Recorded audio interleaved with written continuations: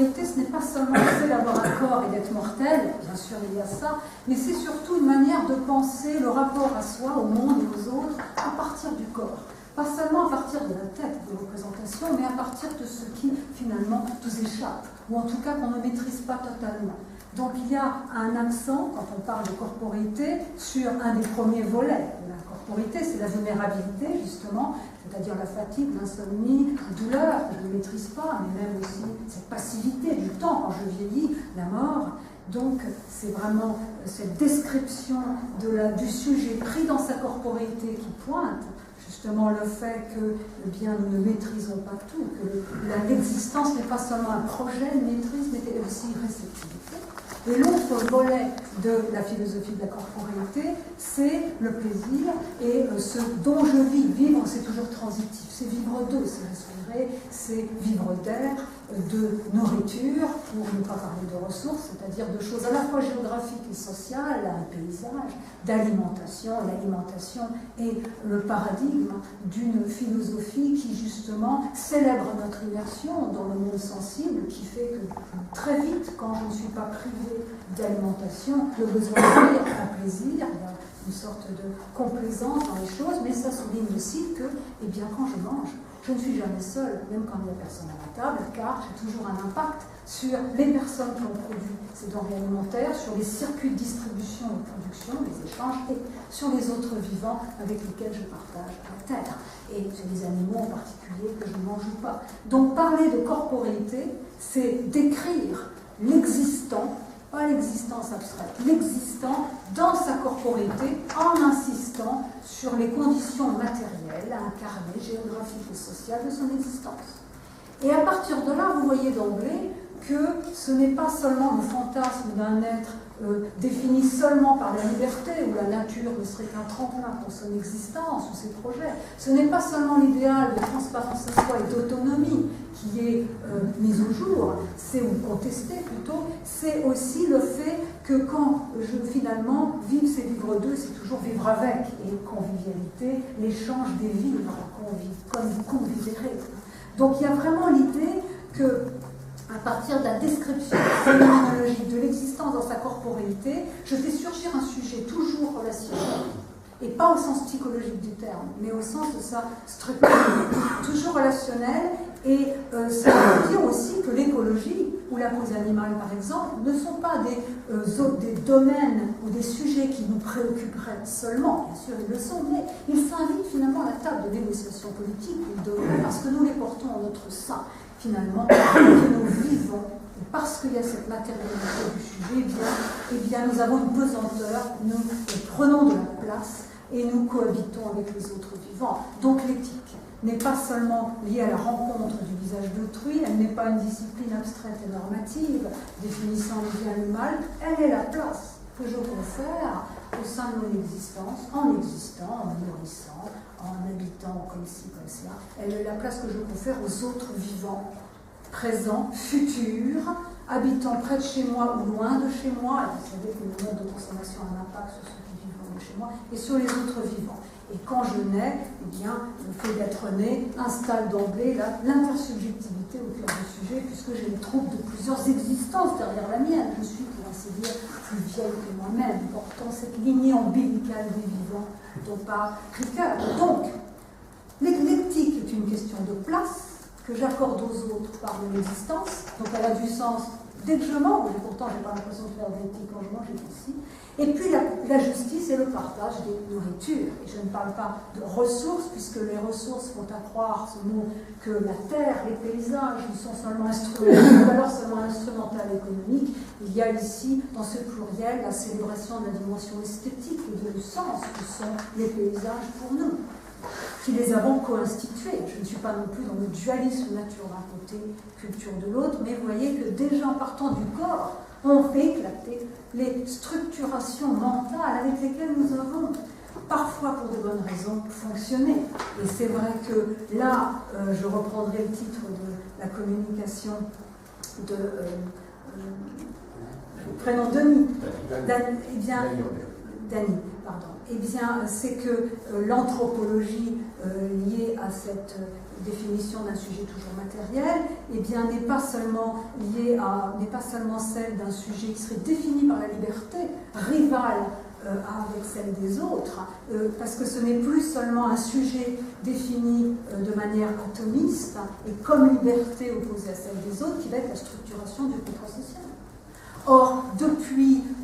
Hobbes et le début finalement de ce qu'a donné lieu aux droits de l'homme, jusqu'à Rawls, on a un contrat social fondé sur le donnant-donnant, l'égalité de pouvoir, pas la vulnérabilité, pas la symétrie, et sur, finalement, qui se limitait à deux finalités essentielles de l'État, la sécurité entre nous, puisqu'il fallait quand même limiter le bon droit de chacun pour qu'il puisse accepter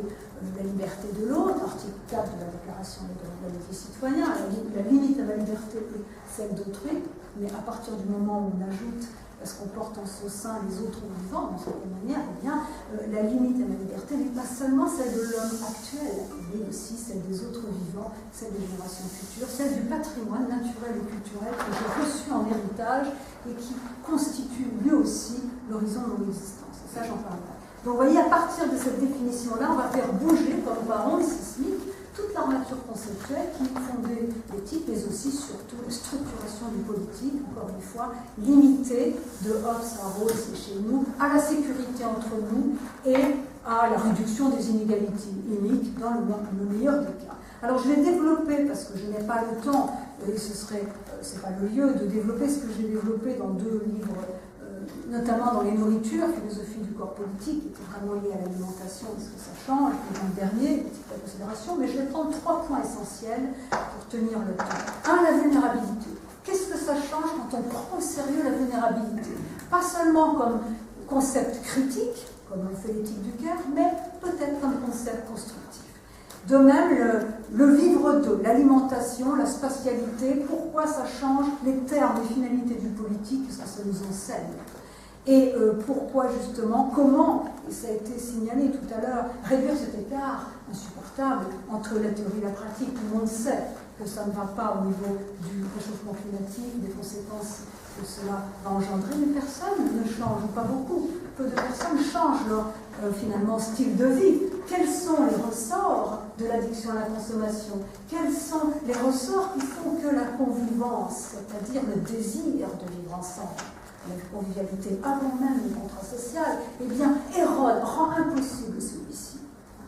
Faut-il parler prescriptivement, parler de convivialisme, c'est penser que l'individualisme n'est pas une fatalité, qu'elle est générée par les conditions de travail et que ce n'est pas une fatalité, mais qu'il y a tout un travail qui se situe à plusieurs plans, sur le plan des représentations, sur le plan des émotions, sur le plan aussi des manières d'être et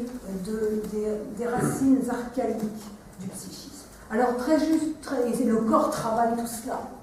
Alors la vulnérabilité, eh bien la vulnérabilité, son enseignement majeur, c'est décentrer le sujet. Et nous ne sommes pas, ça a été dit à plusieurs reprises, nous avons besoin des autres parce que nous sommes fragiles physiquement.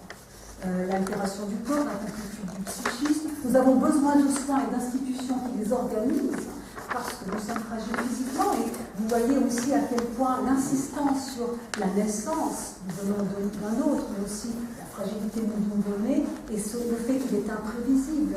eh bien, implique, et Hannah Arendt l'a bien montré, des institutions qui font de la place à cette nouveauté et qui permettent à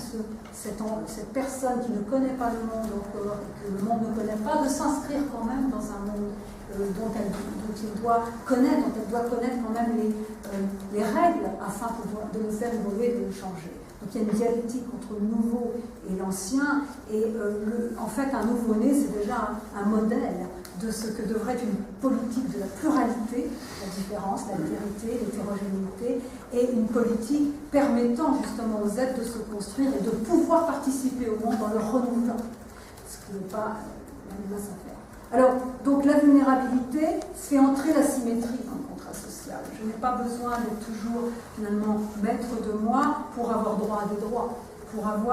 être un être de justice. Et là, je me sépare un petit peu de l'éthique du Caire qui partait de Winnicott, d'une conception un peu psychologique,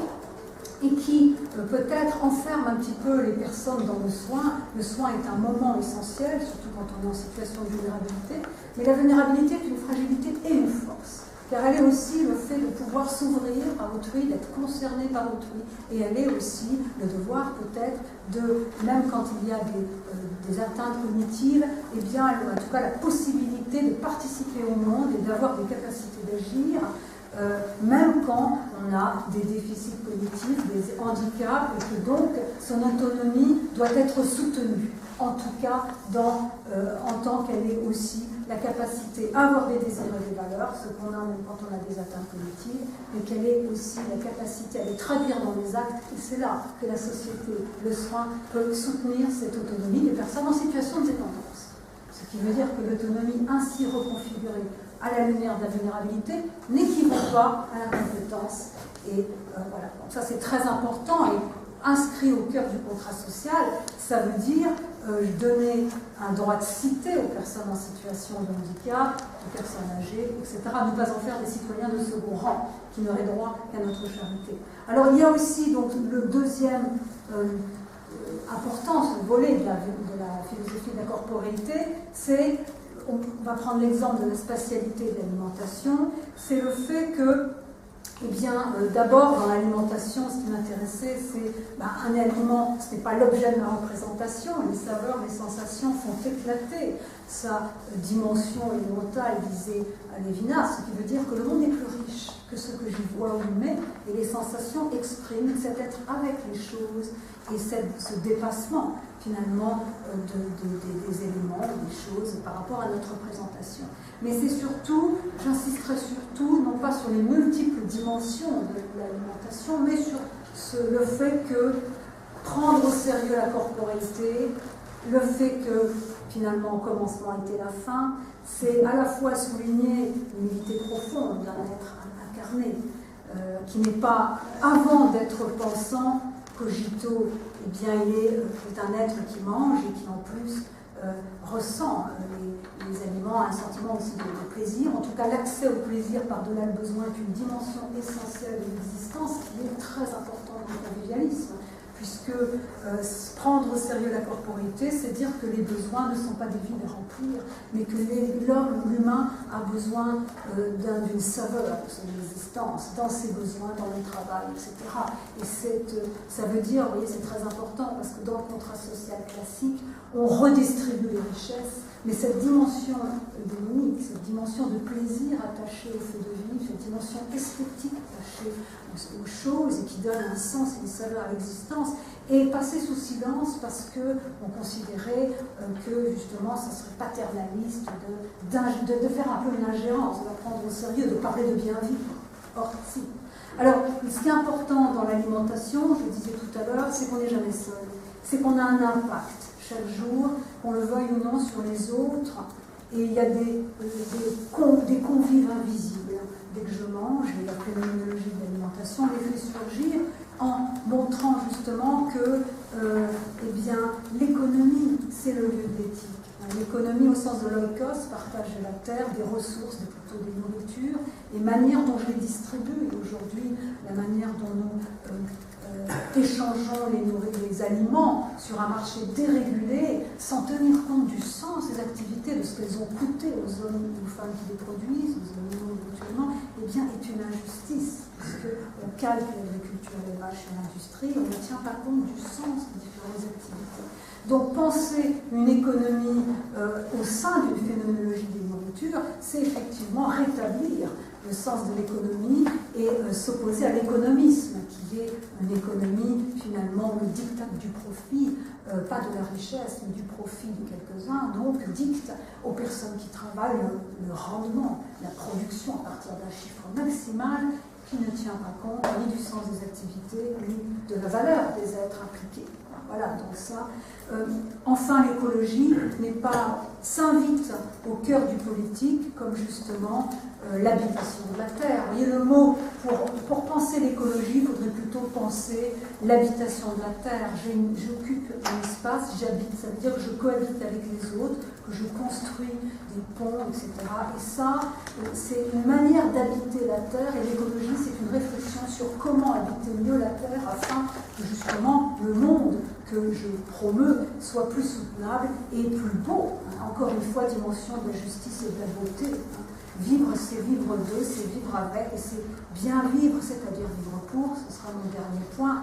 Il est vrai que, vous voyez que la dimension, la phénoménologie, description de l'existence, ici dans sa corporalité, fait surgir des structures de l'existence, pas des valeurs, qui vont permettre de donner des pistes pour des normes qu'on va justement inscrire au cœur du contrat social. Et dans les nourritures, j'inscris 10 principes de la justice comme partage des nourritures, avec des points justement de limite par rapport aux générations futures, aux animaux, etc. Mais une fois qu'on a fait ce travail théorique au niveau normatif, on l'a fondé sur des valeurs, sur des piliers, si je peux dire qu'une dimension universalisante, chaque culture peut les reprendre, manger, prendre de la place, avoir besoin d'espace, c'est quand même universel. Et bien une fois qu'on a fait ça, on n'a pas fini. Parce que, pour reprendre la question de Rousseau, qu'est-ce qui donne aux êtres le sens de l'éducation? Qu'est-ce qui fait qu'ils intègrent leur intérêt propre, l'intérêt des autres, que j'ai en plus élargi aux générations futures, aux êtres vivant loin de chez moi, à ces êtres dont je change l'existence, mais dont je ne vois pas le visage, qui ne sont pas encore nés, aux animaux. Eh bien, c'est la question de l'éthique comme transformation de soi, l'éthique des vertus, c'est-à-dire quels traits moraux, c'est-à-dire l'ensemble des représentations, mais aussi d'affects, vont faire que les individus ont du plaisir à manger autrement, ne tombent pas dans l'addiction à la consommation. Qu'est-ce qui peut changer le régime de l'affectivité et faire naître de nouveaux désirs, de nouvelles aspirations?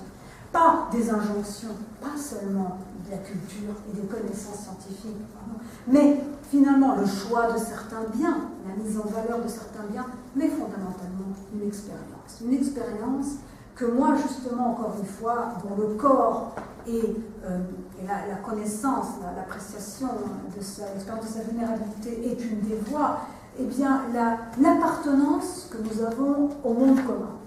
qui est à la fois, je m'arrêterai, fait des générations passées, présentes, futures, du patrimoine naturel et culturel que nous recevons, la biodiversité, cette appartenance au monde commun, on peut en avoir une idée abstraite. Souvent, les gens le savent, et puis continuent à avoir les conduites qu'ils ont. Mais quand cette appartenance au monde commun devient un savoir vécu, que ce n'est pas seulement une idée abstraite, mais quelque chose qu'on ressent, précisément parce que, à part la vulnérabilité, entre autres, mais pas seulement, eh bien, on sent la proximité de destin qui nous unit aux autres vivants, faits aussi de chair et de sang, mais aussi, et qui ont faim, soif, etc. Et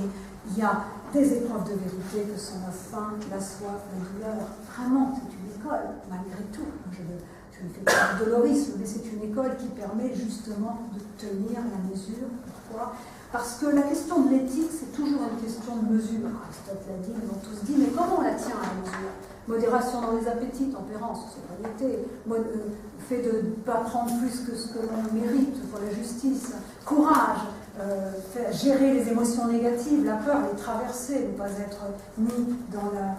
tétanisé, ni dans la témérité, etc. Mais qu'est-ce qui permet de tenir la mesure ? Eh bien, je crois, pas seulement la psychologie, pas seulement les représentations ni les leçons de morale, mais pas seulement les principes, mais une expérience de l'incommensurable. L'expérience de cette transcendance dans l'immanence, disait Hannah Arendt, qu'est le monde commun, qui m'accueille à ma naissance, survivra à ma mort individuelle, le sens de ma mort comme n'étant pas la fin du monde, contrairement à ce que pense Heidegger, ou comme l'occasion de saisir ce qui compte pour moi, philosophie du pour soi, philosophie égoïste, disait Lévinas, mais à partir de cette aporie, de cette traversée de l'impossible qu'est la confrontation à la mort, à savoir que ça ouvre à ce monde commun, à cette humanité qui galope en avant et en aval, disait Bergson. Donc vous voyez, vivre, c'est vivre de, c'est vivre avec, c'est vivre pour avoir en horizon ce monde commun qui est plus vaste que moi et dans lequel je m'inscris, et le sentir de telle sorte que cela change le régime de mon affectivité et mon engagement, et que j'ai le désir de transmettre un monde habitable là où je peux, en connaissant ma place. Et l'éthique, c'est une question de place. Et la considération, pour moi, c'est vraiment cette expérience de l'incommensurable que chacun fait à des degrés divers, mais qui est liée au fait de connaître sa place dans le monde, qui est toute petite, et qui commence par la saisie de l'humus, l'humilité, de la fragilité, de l'insignifiance que nous sommes chacun, de la tentation, de la destruction et de la démesure qui est effectivement propre à l'humain et dont Freud nous rappelle à quel point elle est fondamentale pour penser l'anthropologie et la destructivité, mais aussi arriver à justement c'est ça, c'est cette expérience du monde commun qui permet justement de passer de la théorie à la pratique et d'avoir de nouveaux désirs et aussi d'équiper psychiquement les êtres pour qu'ils puissent résister à une organisation du travail et un modèle de développement qui génère la flagornerie de l'autorité, la défiance, le nous contre vous, contraire à la convivence, et qui fait que pour l'instant, la démocratie, enfin en tout cas aujourd'hui, est un ensemble d'institutions un peu qui ne sont pas soutenues par les dispositions morales permettant de les soutenir. Donc là, vous voyez, et je finirai par ça, on articule la théorie politique à une réflexion sur la condition humaine, donc elle est un petit peu plus substantielle que ce qu'on a chez Rawls et les autres. Et la considération, c'est une question de savoir quelle est sa place et d'enjoindre chacun de trouver sa place pour participer à cette construction d'un monde habitable. Et je crois qu'un projet écologique qui se tiendrait, articulerait, je le dis trop vite, tous ces différents pans de l'existence et c'est à mon avis la seule manière aujourd'hui de penser un projet politique qui nous ramène au sens de l'existence et du partage, moi ce que j'appelle les natures. Merci beaucoup, Corinne. Et merci.